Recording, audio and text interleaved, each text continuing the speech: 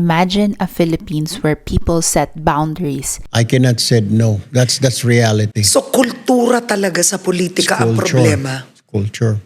Why is it very difficult for us to say no? The government is made out of thousands and thousands of people. So bakit kaya ang katas ng isip ng karamihan ng Pilipino ay isa o dalawang opisyal lang ang makakasolbal ng lahat ng problema ng Pilipinas? Corruption doesn't just happen in Malacanang alone. It happens in a lot of agencies, a lot of offices of government all around the Philippines. I was the secretary of DSWD. Pag pinatawag ako ng senador, pinatawag ako ng congressman na mataas na posisyon, I must go. I cannot say no. That's reality. So kultura talaga sa politika ang problema. It's culture. If you said no, kawawa ka. Pagdating sa budget hearing, yari ka. So balik tayo sa tanong, kailangan ba ng bagong presidente, bagong mayor, bagong congressman para mawala ang korupsyon sa bansa? Or does it start with us learning how to shift our culture, shift our language, and learn that boundaries matter? Political activist Renato Constantino writes that a lot of Filipinos are very fixated on the concept of heroism. Inaasa ng maraming Pilipino ang pagbabago sa ila't ilang mga tao sa gobyerno. Tignan natin yung mga nakikita natin sa media araw-araw. Kahit bali-balitain pa natin ang mundo, mas makapangyarihan pa rin ako sa inyo. Mga maliliit lang kayong alagad namin ni Madam Lily, kaya wala kayong dapat pagmalaki. Kaya ba kasing labnaw ng amyang utak mo? Kasi simple lang na hindi ko, di mo na magawa. At huwag mo ako iniiyakan, pwede ba? Get out of my face!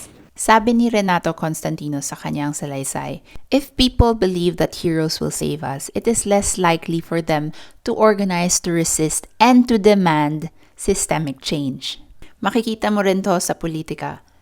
Ginagamit ang strongman mentality or strongman image. Lagi natin iniisip sila yung magliligtas. Sila ang hahanap ng solusyon. At sa media, sa mga teleserye, laging may bida, laging merong nagdudurusa, laging merong nahihirapan, at laging merong nagtatagumpay. Malapit-lapit ka na, Congressman.